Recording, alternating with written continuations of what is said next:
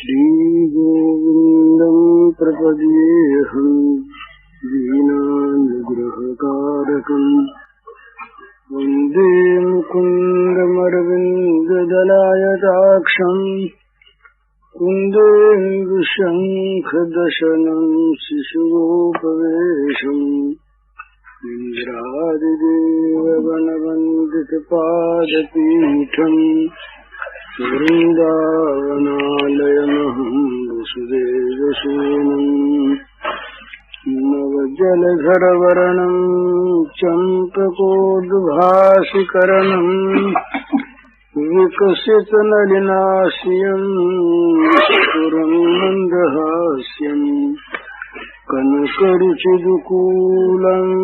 चारुबर्हावचूलम् कमपि निखिलसारम् नौमि गोपीकुमारम् वंशीभूषितकरान्नवनीरदाभात् पीताम्बरादरुणबिम्बफलाधरोष्ठात् पूर्णेन्दुसुन्दरमुखादरविन्दनेत्रात् कृष्णात् परम् किमपि तत्त्वमहं न जाने। श्रीहरिः लिखते हैं कि ये चरण धूलि की महिमा बड़ी भारी। जो भगवान के निज जन हैं उनकी चरण धूलि सहज में नहीं मिलती है। मिलती है तो वो धूल के रूप में भले मिल जाए, वो भक्त चरण धूलि के रूप में नहीं मिलती। उसमें भक्त भाव की आवश्यकता है, और भक्त भाव की जहाँ पर भक्त भाव जहाँ पर उदय हो जाता है वहीं पर वो चरण धूलि विशेष काम करती है। तो ये इनके मन में भक्त का भाव पैदा हो गया। इन्होंने सोचा कि कितने धन्य है नंद बाबा और यशोदा मैया, ये ब्रज के लोग जिनके गोद में और जिनके साथ स्वयं भगवान बालक बने हुए खेल रहे हैं। इनको कह दिया था योग माया ने कान में विश्वकर्मा के कि तुम जहाँ जा रहे हो वो कोई मामूली काम नहीं है। बता दिया कि ये जो अनंत विश्व पालक हैं, सारे अनंत विश्व ब्रह्मांडों के अधिपति भगवान, वे वहाँ पर छोटे से बच्चे बनकर, बालक बनकर खेल रहे हैं। तो पूछा किनके बालक? का आनंद के बालक, यशोदा के बालक और उन सखाओं के मित्र। तो इनके मन में बड़ी भक्ति पैदा हो गई। तो इन्होंने आते समय भी किया और जाते समय इन्होंने वो शिविर पर जाकर नंद बाबा के और चरणों की धूलि में लौटने लगी। विश्वकर्मा लौटे कि बस ये चरणों की धूलि प्राप्त हो जाए तो लौट करके प्रणाम किया। प्रणाम कर करके वहां से गए और ये सारे मंदिरों पर नाम लिख गए कौन किसका है। यानी येषा मंदिराणि तन्नामानि लिलेखतः मुदा युक्तो विश्वकर्मा शिष्य यक्षगणैः सह निद्रेशम निद्रितम नत्वा प्रयो स्वालयम मुने। सबके नाम लिख लिखा करके ये प्रणाम करके और सबको नींद में ही छोड़कर ये अपने चले गए। इधर अब प्रेरणा हुई, मुर्गे के मन में प्रेरणा की तो मुर्गा बोला। योग माया की प्रेरणा से ही बोला, नहीं तो यहाँ पर मुर्गे भी सारे दिव्य ही तो हैं। तो मुर्गा बोला, बड़ भागी विहंगम। कहा कि वो मुर्गा भी कितना बड़ भागी जो सेवा में सन्नद्ध है। ये जगाता है ना, मुर्गा बोलकर जगाता है तो मुर्गे को ये सेवा प्राप्त हुई, इसका बड़ा सौभाग्य। तो मुर्गा बड़भागी मुर्गा बोल उठा। बस जहाँ अब तो वो योग माया ने तो अपना प्रभाव हटा लिया था ना। जब तक वो विश्वकर्मा आदि वहाँ शिल्पी रहे तब तक तो योग माया ने सबको सुला रखा था। अब योग माया ने अपना प्रभाव हटाया कि मुर्गा बोला, और मुर्गा बोलते ये सब के सब जाग गए। अब इनके नक्शे में तो वो छकड़ों की बनी हुई नगरी थी, वो जो की तो थी ही। अब इन्होंने देखा नंद बाबा ने कि ये क्या है, ये हमारे ये छकड़ों के पीछे और आगे और आसपास ये कितने महल खड़े हो गए और क्या क्या हो गया, और सब पर नाम लिखे हैं, ये नंद बाबा का महल है, ये उपनंद का महल है, ये उसका महल है, सब गोपों के नाम अलग अलग, इतने भवन बन गए। तो ये देखा ये क्या हो गया, तो ब्रजेश्वर के मन में कोई आश्चर्य नहीं हुआ। उन्होंने सोचा कि कोई बात नहीं, ये तो गर्ग मुनि कह गए थे ना कि इसमें बच्चे में नारायण के समान गुण है। तो समान गुण का ये अर्थ है कि नारायण की उपासना जो होती रही है वंश परंपरा से, तो नारायण ने कृपा करके ये बच्चा दिया और कृपा करके ये अपने गुण इसमें दिए, उन्हीं ने कृपा करके ये सब बसाए दिया। ये नारायण की कृपा से ये सब हो गया और कोई बात नहीं, मन में उनके कोई बात खास आई नहीं। बोली ये नारायण की माया से सब कुछ हो जाता है, वो जब चाहे सो कर दे, तो नारायण की कृपा से ये सब बन गया है, कोई बात नहीं। ब्रजेश्वर के आंखों में नारायण के प्रति भक्ति के आंसू आ गए कि नारायण की बड़ी कृपा है। देखो ना, आगे से आगे नारायण सब काम किए रखते हैं, और हमने तो नारायण को कहा भी नहीं था कि इतना नगर बना दो, पर वो नारायण तो मानते नहीं ना, उन्होंने सब बना दिया। तो अब बोलिए सबको स्थान दो, तो सबको साथ लिया और सब नाम पढ़ पढ़ के भ्रामम भ्रामम तन्नगरम, दर्शम दर्शम गृहम गृहम, पाठम पाठम च नामानि, सर्वेभ्यो निलयम ददौ। गोपों का वो कोलाहल सब नंद बाबा के साथ हो रहे। नंद बाबा ये नए नगर में सबको लिए घूमने लगे और नामों को पढ़ पढ़ के बोले ये तुम्हारा घर भैया, ये तुम्हारा घर, तुम इसमें आओ, तुम इसमें आओ, तुम इसमें आओ। इस प्रकार से सबको घरों में घर बसाए दिया। तो अब ये कन्हैया जागे, ये जागे और ये चिकित्सक देखने लगे, बोले भैया मैं जाता हूँ। अरे बोले लाल जरा सा, अभी तो रात है, अभी तो दिन उगा ही नहीं पूरा, अभी जरा सूरज जरा चढ़ने दे। तो बोले ये बाबा बाबा सब देखो जा रहे हैं ना, हल्ला मचा रही, ये देखो ना बाहर क्या चमक रहा है, बड़े बड़े ये मकान दिख रहे हैं, तो ये सब क्या बन गया है, ये कोई चंद्रमा की रोशनी फैल रही है, क्या है। तो मैया बोली बेटा जरा ठहर जा, थोड़ा सा दूध पी ले, फिर तुझे साथ लेके मैं चलूंगी और अपने सब साथ देखेंगे। दाऊ जी भी जाग गए। दाऊ जी बोले मैया तू तो देर लगाती है, हमको तो जल्दी जाके देखना है। माने नहीं, तो मैया ने दोनों को उठाया गोदी में बेचारी बूढ़ी मैया दोनों को उठा करके और दरवाजे पर, अभी तक ये तो छकड़ों में ही है ना, ये तो घरों में भी गए नहीं, वहीं सोए हुए थे उन्हीं महलों में। तो ये बाहर आए, बाहर आकर के इनको दिखाया सब, यूं देखे बोले ये तो बड़ा सुंदर मैया, ये तो ये महल अपना है। बोले हाँ ये तुम्हारा ये बेटा। तो बड़े प्रसन्न हो गए। तो बोले मैया दूध तो पियेंगे, जरा सा ठहर जाओ। तो बच्चे इकट्ठे हो गए सुबल सुदाम में, सबको ले करके और ये घूमने जाने लगे। तो मैया बोली जा ठहर जाओ। अब मैया माने नहीं, तो रोहिणी मैया गई अंदर से 2 खिलौने लेकर के आए, बड़े बढ़िया खिलौने ला करके उनको दिए कि देखो ये खिलौने भी नए हैं और ये भी चलने वाले हैं, चलने वाले खिलौने रहे, ये यांत्रिक मांत्रिक नहीं, मांत्रिक सब भगवान के खिलौने रहे, वो दिव्य। ये तो कल से चलते हैं, वो चेतनता से चलते थे अपने आप। ये खिलौने बन के देवता आ गए, खिलौने बन के देवता आ गए कि चलो उनके हाथ में खेलेंगे। मौका लगेगा ना, ऋषि मुनि खिलौने बन के, जड़ खिलौने बन के आ गए। बोले वो हाथ में लेंगे, ऊंचा नीचा करेंगे हमको, खिलाएंगे हमको, तो ये देवता के रूप से तो हम कर नहीं सकेंगे।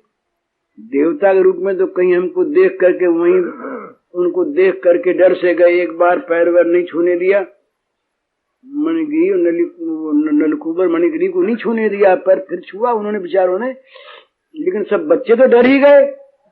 बोले देवता लोग अगर देवता के रूप में आ जाएंगे वो तेज पुंज, तो ये बच्चे डर जाएंगे। ये श्याम तो पहचान मिले पर वो डर जाएंगे तो इनके खेल में भंग हो जाएगा। इसलिए देवता असली रूप में नहीं आते, देवता आते हैं सब अलग अलग जड़ रूप धर करके। कोई कुछ बनता है तो कोई चेतन भी बनते हैं, तो कोई तोता मैना बनते हैं, कोई कौवे बन जाते हैं झूठ ले जाने के लिए। इस प्रकार तो खिलौने जब ला के दिए तब ये दोनों अंदर गए, ले गए। अब मैया ने दोनों का श्रृंगार किया, सजाया दोनों को, और फिर मैया ने दोनों को कलियावा करवाया। अब ये इनको तो आज कलेवे में रस नहीं है, इनको तो आज नगर देखना है। उधर जल्दी लगी हुई दोनों भाई अब निकले, और निकल फिर सबको इकट्ठा कर लिया। तो बोले भैया क्या करें, आज की योजना क्या? बोले आज तो गोवर्धन के पहाड़ की सबसे ऊंची चोटी को छूना चलकर बन गई योजना। तो पहले तो सब यमुना तट पर आए, वहां से योजना बनी। तो वृंदावन की शोभा देखते हुए, गिरिराज की शोभा देखते हुए राम श्याम पहुंच गए। अब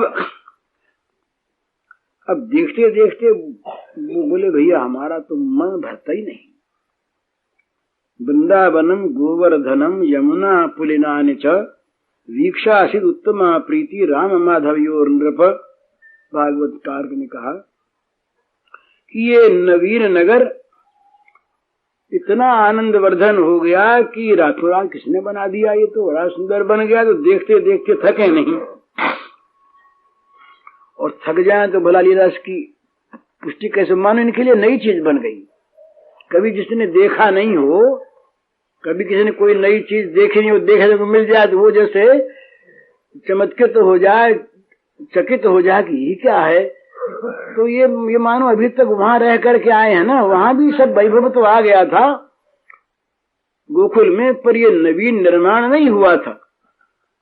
तो ये तो अब ये दिखाते हैं हम छोटे से बच्चे ही तो कहीं कुछ देखा तो नहीं, आज ये नई नई चीज देखने को मिली।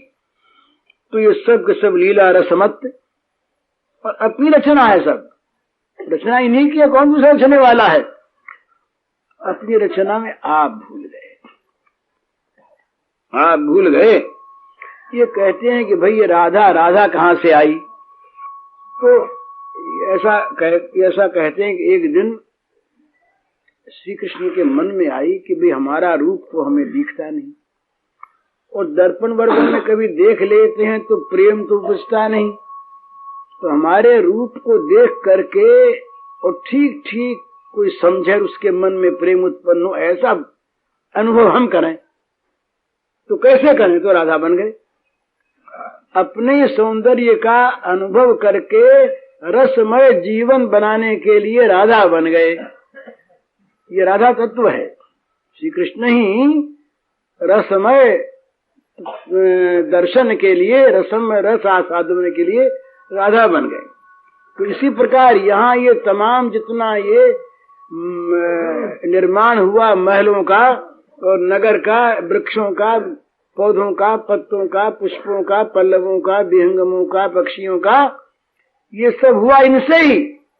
पर अपनी शोभा देख करके आप चकित हो गए ये, और बड़े भारी उलझ गए देख देख करके। बोले मैया ये तो बड़ा, मैया हुआ कि मैया आज तो ये बड़ा सुंदर देखा, मैया से तो कभी देखा ही नहीं हमने, ऐसी चीज तो कभी देखी नहीं, सुनी नहीं मैया हमें, तुमने तो कोई बताया नहीं कि जगत में ऐसी चीज भी होती है। और आज तो हमने देख लिया। मनिन जट सब भूमि गुल्म तरुलता सुछूमत, धवल धौर हर उच्च स्वच्छ कलसा नभ चूमत, झंझरिन झलक अपार द्वार पट मनिन पटल कर, फटिक चटक चौहटन चारु चक चौंध अटन पर, धनिमान विपुल वृंदा विपिन अर्धचंद्र सम पुरु सचिव मन रमिव राम घन श्याम तिन इच्छा माया रच। इस प्रकार से ये दोनों रम गए उसमें वृंदावन में। अब एक दिन की बात है। अब अगला, अब इनका वन का शुरू होता है, तो वन के पहले ही कोई पीछे मानते हैं इनका वंशी वादन शुरू हो गया। तो इन्होंने सुना एक दिन इनको कहीं वंशी की ध्वनि सुनाई दी। तो वंशी की ध्वनि सुनाई कैसे दी, क्या दी? तो ऐसा कहते हैं कि ये सो रहे थे, तो सोते हुए ही इनके ही मुख से एक राग निकली। इनके मुख से एक रागिनी निकली तो ये जाग गए और मैया से बोले, अभी जो गा रहा था सुना। मैया बोली, अरे लाला तू ही तो गा रहा था। बोले, मैं तो सोया था, मैं कहाँ गा रहा था। तो बोले, वो बाजा था, बाजा। बोले, क्या बाजा था? तो मैया ने कहा, अरे बंसरी थी, बंसरी। तो बोले, मैया बंसरी मंगा दे। तो मैया ने बंसरी मंगा दी, बनवा दी एक। तो ये सनातन गोस्वामी कहते हैं कि ये उन्होंने बंसरी की शिक्षा कब किससे ली? ये तो इनके इस जीवन में तो बात आती नहीं। नाचना वाचना तो पीछे सीखेंगे राजा जी से, पर इस जीवन में तो इन्होंने बंसी कभी किसी से सीखी नहीं। लेकिन अब बंसी जब इनके पास आ गई तो लगे बजाने। अब नन्हे से बच्चे ही इन्होंने शुरू कर दिया बजाना। अब इनकी बंसी जब बजने लगी तो बंसी में अब इनका सुर आ गया। किसी गायक का सुर नहीं है ये जहां से साए माधुर्य की सृष्टि होती है, जो माधुर्य का अनंत समुद्र है, उस अनंत समुद्र में से माधुर्य निकला इनकी वाणी में होकर, इनके सुरों में होकर, और वो सुर भर गया बंसी में। तो महाराज सहसा लिखते हैं कि मानो अमृत का प्रवाह, अमृत की बाढ़ आ गई और सारे ब्रजवासी उसमें निमग्न हो गए। सबको सुनाई, अरे कहाँ बचती है, सबकी चेतना विलुप्त हो गई। निर्णय नहीं कर पाए कि ये क्या बज रहा है। तो कुछ गोप सुंदरियों ने देखा, वो देखती रहती थी, उन्होंने जरूर देखा कि ये पीले पीले फूलों की एक झुरमुट है। उस झुरमुट में कुछ ये बालक जो हैं ये आनंद के मारे नाच रहे हैं। तो इनका नाचना देख करके इन्होंने कान लगाया तो आवाज उधर से आती दिखाई दी। तब ये गोपियां धीरे से गई और जा करके यूं झाका, देखा तो मालूम हुआ कि ये तो जशोदा के नीलमणि ही ये अपने लाल लाल होठों पर, अधरों पर, और ये हरे बांस की बंसी रखे बजा रहे हैं। तो अब इनका रहस्य मालूम हो गया कि तो यही बजाता है। पहले चुपके चुपके बजाया करते और झुरमुटों में छिप कर बजाया करते। फिर सखाओं ने जाना तो उनके सामने खुल गए। अब सखाओं ने जान लिया कि ये सखियों ने, गोपियों ने जान लिया कि तो इनकी बंसी है। तो वे खड़ी खड़ी देखती रह गई, बंसी की ध्वनि में देखती रह गई।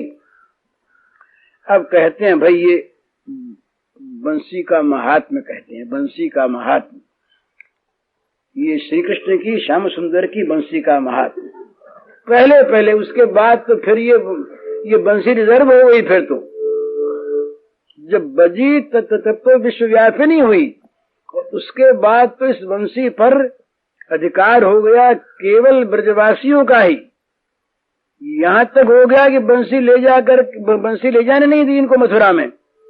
बंसी और मयूर चंद्रिका ये दो चीज यहीं रही, ये नहीं ले गए साथ। मोर मुकुट और बंसी ये दो पहचान है ब्रज के ठाकुर की। ये बच्चे पहचान लेते हैं, बोले बोले ये राम है और ये कृष्ण कैसे, बोले इसके हाथ में धनुष, इसके हाथ में बंसी और मोर मयूर चंद्रिका। तो ये बंसी की ध्वनि पहले तो विश्वव्यापिनी हुई, विश्वव्यापिनी के अखिल ब्रह्मांड व्यापिनी। तो ये ऊपर उठी, ऊर्ध्व लोकों में गए, नीचे तमाम पाताल में गई। सारे जो बादलों के समूह से ये अवरुद्ध हो गए और स्वर्ग में गा रहा था तुम्बुरु, तुम्बुरु गा रहा था गंधर्व। तो उसकी दशा विचित्र हो गई। वो देखने लगा आश्चर्य में कि ये कहां से ध्वनि आ रही है बाबा ऐसी। उन्मत्त नाद, जो नाद उन्मत्त कर दे, जिसके कान में प्रवेश करते ही शरीर में पागलपन जाग जाए, इस प्रकार का। तो ये तुम्बुरु महाराज गा रहे थे, गाते गाते ये मूर्छित होके गिर पड़े। भाई ये तो गायक थे, गाना वाना जानते, बाजा जानते, इस कला के निपुण। बोले नहीं, सनक सनंदन बैठे ध्यानस्थ थे, समाधि लगाए बैठे थे सनक सनंदन आदि ऋषि। ये मुरली की ध्वनि पहुंची उनके कानों में गई कि उनकी समाधि टूट गई, इनकी समाधि लग गई, उनकी टूट गई। और वो विक्षिप्त से हुए इस मधुर ध्वनि में इधर उधर वो डूबने उतराने लगे। ब्रह्मा जी कुछ वेदों का अर्थ कर रहे थे, जरा संकोच आ गया। संकोच आ गया तो निकाल के जरा छिपाने लगे। लोगों ने कहा नहीं कहिए, बजा बजा तो बड़ा मजा आता है, बजा। इतने में ब्रजरानी भी आ गई। ब्रजरानी भी कैसे आई नंदरानी की ये अपना काम में लगी थी और इसके कानों में जब ये मोहन ध्वनि गई तो ये भी इसके मन में भी उत्कंठा जाग उठी और उत्कंठा के आवेग में भरकर चली आई। मैया आ गई तब अब इनको छिपने का अवसर मिल गया। कहाँ छिपते, लाज आ गई इनको, लाज आ गई कि देखो इतने लोग इकट्ठे हो गए, हम तो बजा रहे हैं, तो बच्चा खेल रहा और खेलते खेलते लोग इकट्ठे हो जाए तो बच्चे जरा सहम जाते हैं। तो अपने बच्चों के साथ ही अपनी बंसी बजा रहे थे मौज से। इनको क्या पता कि ये बंसी में कोई जादू हो गया। तो अब कहाँ छिपे, कहाँ छिपावे। तो मैया जब आ गई तो दौड़ करके और मैया के गले से लग गए जाकर, मैया के आंचल में अपने मुंह को छिपा लिए। ब्रजरानी के नेत्रों में प्रेम के आंसू भरी आए। बस अब आज से एक नया क्रम हो गया, बंसी का नया क्रम। अब जो मिलता कहता एक बार कन्हैया बंसी सुना दे, एक बार सुना दे। और खास करके नंद बाबा और जशोदा, इनको तो सुनानी पड़ती रोज, और उनके सामने तो ये नखरे भी करें।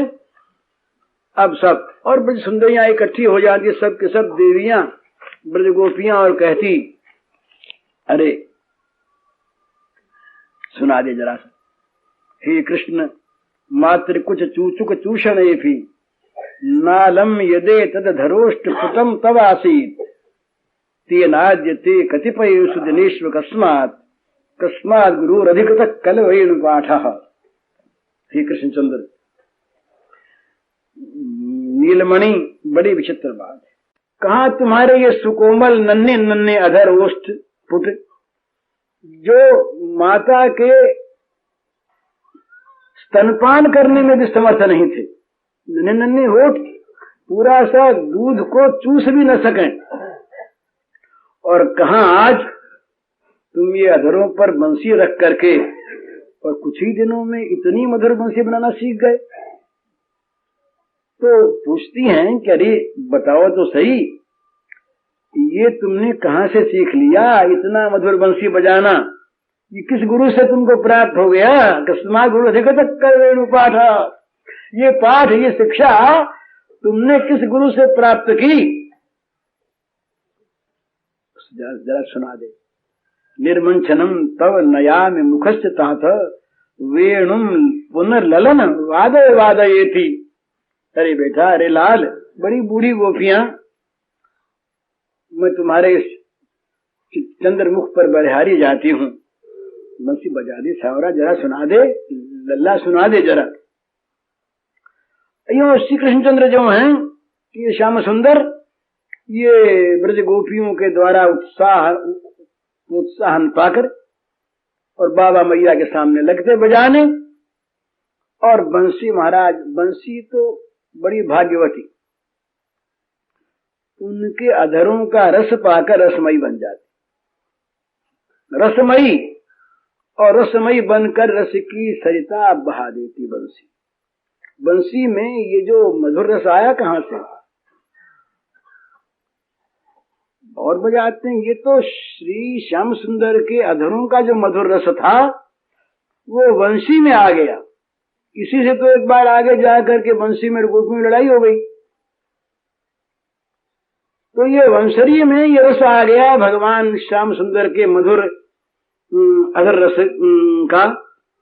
तो ऊचुर यदा सुजनी जनकोपकंठे तम वादय नथ तदा सरसी करोति। और जब ये बंसी बजाते उस समय क्या होता, देखने वाले देखते, सब नहीं देख पाते, आकाश का दृश्य भी बड़ा अनुपम हो जाता। देवताओं की बात नहीं, ब्रह्मा जी में भी प्रेम का विकार दिखाई देता साक्षात। अष्टाभि श्रुति पुटकैर नव वैनव काकलिम करयन शत धृतिरपि धृति मुक्तो मराल पृष्ठे मुह लुठति। कहते हैं कि अपने आठों, ब्रह्मा जी के 4 मुंह तो 8 कान, अब वो 8 कर्णपुटों के द्वारा ये उस मधुर मधुर बंसी ध्वनि का रसपान करते करते और प्रेम मग्न हो जाते। धीरज छूट जाता और हंस पर बैठे बैठे प्रेम विवश लुढ़क पड़ते नीचे जमीन पर गिर जाते, लौटने लगते जमीन पर हंस को छोड़ करके। और इंद्र के 1000 आंख, 1000 आंखों से इंद्र के प्रेमाश्रु प्रवाह बहने लगता, आंसू का प्रवाह झरने लगता। ये तमाम इकट्ठे रहते ना, जब इनकी बंसी बजती तब ये नया महोत्सव रोज का हो गया, सब इकट्ठे हो जाते वो। तो एक दिन देखा कि आकाश में बादल तो है नहीं और बूंदें बरस रही है, ये क्या बात है, ये कहां से आया है? इंद्र की आंखें बरस रही थी, इंद्र की जो आंखें हैं ये बरस रही थी। तो इन्होंने देखा कि ये कहीं बादल वादल तो है नहीं और ये बूंदें बरस रही हैं और ये बड़ी शीतल सुखद वृष्टि हो रही है और ये सारा वन देश है ये गीला सा हुआ जा रहा है। ये क्या हो गया, वृंदावन भूमि कैसे ये गीली हुई जा रही? चित्रम वारी धरान बिना तरसात धाराम दूरा पश्यत देव मातृकम भू वृंदा छवि मंडलम।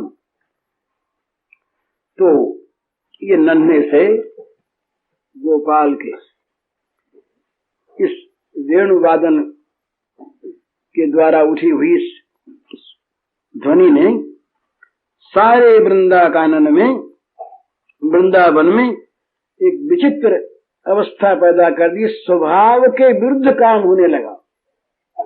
इस बंसी ध्वनि ने सबके मानो स्वभावों को बदल दिया।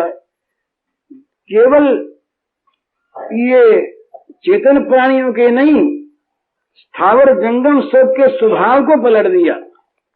कहते हैं कि जब ये बंसी बजती तब जो अचल पहाड़ हैं, पर्वत आदि, इन सारे पर्वतों के शिखर सारे गीले हो जाते, द्रवित हो जाते, रस बहने लगता है उनसे। और पत्थर ये द्रवित होकर बहने लगते और उनमें से नए नए झरने निकल जाते, पत्थरों में से झरने निकलने लगते। और नए नए झरनों को देखकर तमाम पक्षीगण और तमाम ये वन पशु ये सब के सब पीने के लिए उत्कंठित हो जाते, चाहते दौड़कर पी लें, पर ये बंसी ध्वनि उनके अंगों को अवश कर देते। ये चल अचल हो जाते, उनमें विचित्र आनंदमयी जड़ता ऐसी आ जाती कि वे अपने समीप आई हुई जल की धारा को भी पी नहीं सकते, वो उस रस में निमग्न हो जाते। द्रवत शिखर वृंदे चंचली वेणुनादै दिशि दिशि विसरन्तिर निर्झरापस्तमीक्ष्य त्रिशत खग मृगाली गंतुमुत्का जड़ातई स्वयमपि सविधाप्ता नैव पातुम समर्था। पास आई जलधारा को पी नहीं सकते। और ये वंशीनाद का, वंशी ध्वनि का चमत्कारी आश्चर्यमय जादू का प्रभाव सरोवरों के जलों को जमा के बर्फ बना देता। सरोवरों का जो जल है ये बर्फ बन जाता, जम जाता। और यहां तक कि वो सरोवरों में तैरते हुए जो हंस आदि, हंसनी आदि, इनके जो ये पैर जो हैं ये उसमें बंध जाते, जल में जम गया ना। और उस ध्वनि का मधुर मधुर रस पान करके उनके सारे अंग निश्चल हो जाते, मानो ये हंस जीवित नहीं है, पुतली हंस हैं ये बने हुए, मानो ये पत्थर से बन जाते। और उनके चरण जो हैं, पैर, ये बद्ध हो जाते, उनके अंगों में जड़ता आ जाती। तो इस प्रकार जड़ चेतन सभी में फैल गया ये वंशी ध्वनि का चमत्कार। वंशी नादई सरस पयसी प्रापिते ग्राव धर्मम हंसी संदानित पद युगा स्तंभितांगी रंसो। ये दशा हो गई। तो पहले पर जो संकोच हुआ, इनको लजाते रहे, शर्माते रहे, और कहने पर भी बजाने का मन आता तब भी लाज आ जाती कि कैसे बजावें, लोग क्या, कोई हंस देता, ये सोचते कि ये हंसता है तो ठीक बजी नहीं तो ये दिल लगी करता है, बोले नहीं बजावेंगे, मुंह छिपा के भाग जाए, बोले बड़ी मीठी लगी इसलिए हंसी आ गई। तो फिर ये कहता, सोचते कि बड़ाई बड़ी हो रही है, ये बड़ाई तो ठीक नहीं। तो मैया से कभी सुन रखा था, मैया उपदेश की बातें कहा करती, देख लाला अपनी बड़ाई नहीं सुनना। तो मैया के बाद आ जाती, बोली तो बड़ाई कर रहे हैं। मैया ने कहा था बड़ाई सुनना मत, तो चलो भाग चलें। इस प्रकार से संकोच करते, और कहीं कहीं मान भी करते। मैया के सामने तो नहीं, गोपियां आती, कहते लाला बजा, बोले नहीं बजाएंगे, मान कर बैठते। तो उनसे मनुहार करवाते, खुशामद करवाते, तब कहीं बजाते। पर धीरे धीरे संकोच उनका निकल गया। फिर तो अब तो यमुना के तट पर बजाने लगे, यमुना के तीर पर जाते और वहां बजाने लगे। तो न जान क्या से क्या हो जाता। अब बंसी से क्या होता, जरा सा सुन लीजिए, बड़ा मधुर है ये नीचे वाला।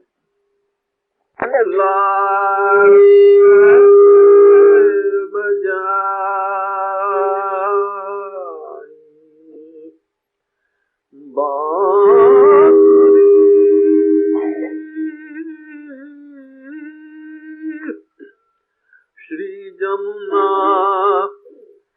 के तीर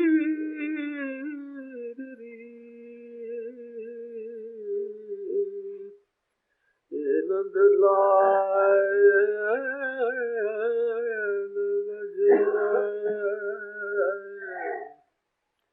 आधार कर मिल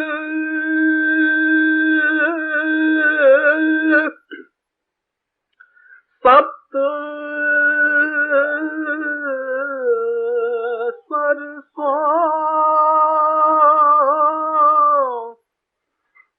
आधार कर मिल सप्त सरसों उपजत राग रसाल दी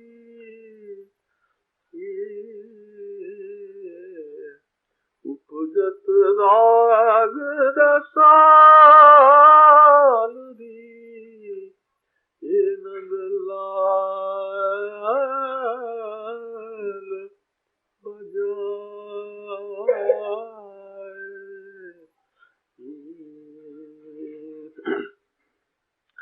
ब्रज जुवती धुनि सुनी उठ धाई रहीन अंग संभाए। ब्रज ज्योति धुनी सुनी उठी धाई रहीन अंग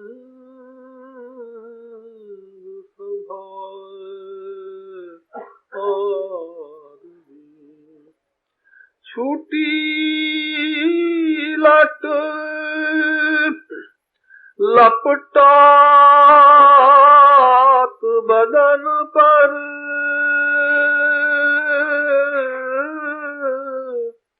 ये छूटी लट ये लपटात बदन पर टूटी ये मुक्ता माल दी ये टूटी मुक्ता माल दी ये नंदलाल आल बजा आई। बहतन नीर समीरन डोलत ये वृंदावन आदि पिन सके ये बहतन नीर समीरन डोलत वृंदावन पिन सके सुनी थावर अचेत चेतन भये सुनी थावर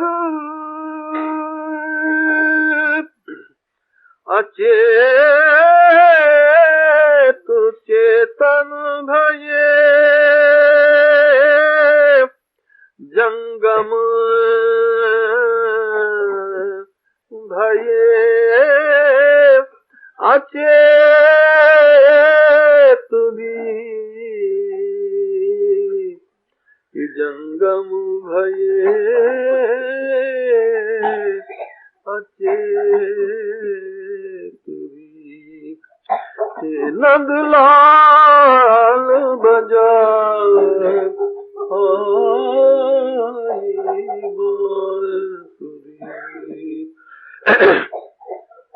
अफल फले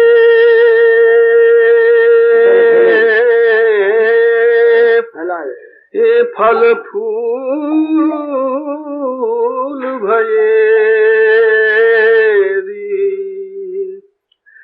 जरे हरे भये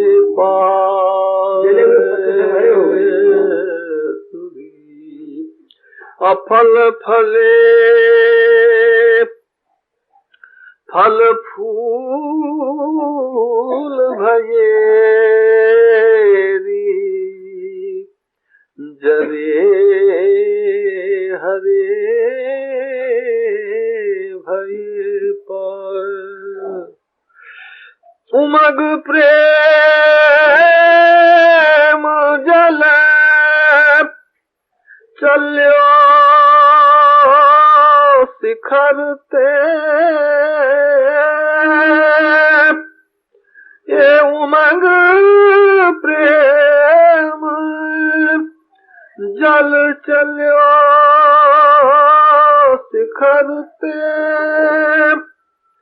ये गरे गिरिन के गात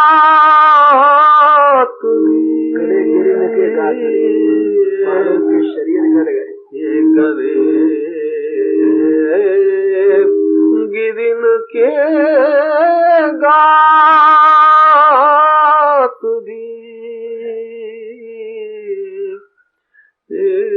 नंदला हाल बजाए तृणन चरत मिर्गा मिर्गी दो ये तृणन चरत मिर्गा मिर्गी दो तान परी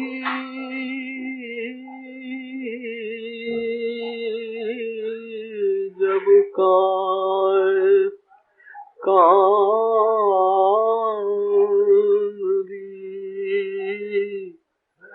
ये तान परी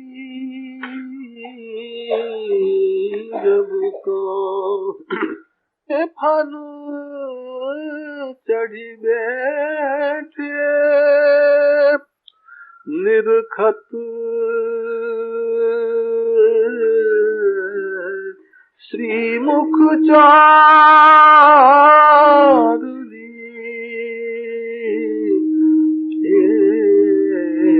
निरखत श्रीमुख चारुली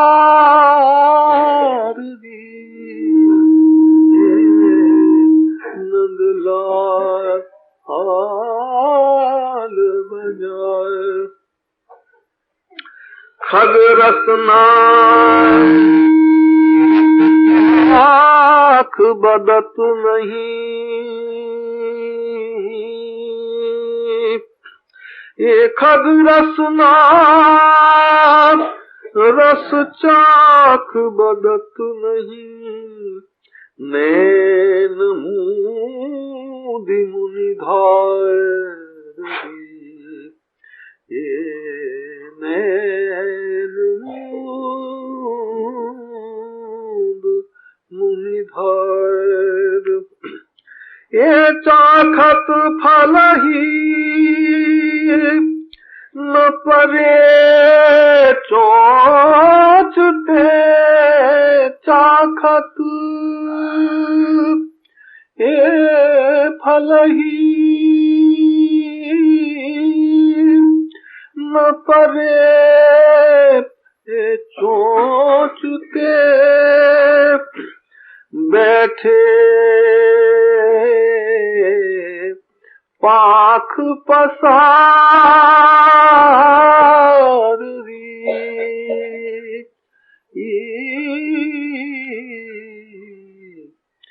बैठे पाख पसार ये नंद लाए हाल बजाए सुर नर असुर देव सब मोहे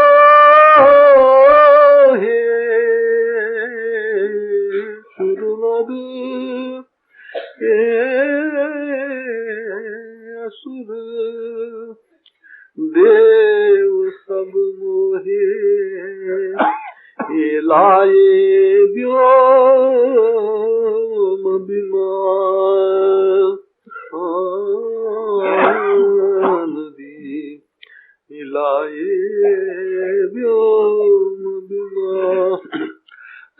भुजदास कहो कौन रे बस भये ये चतुर्भुजदास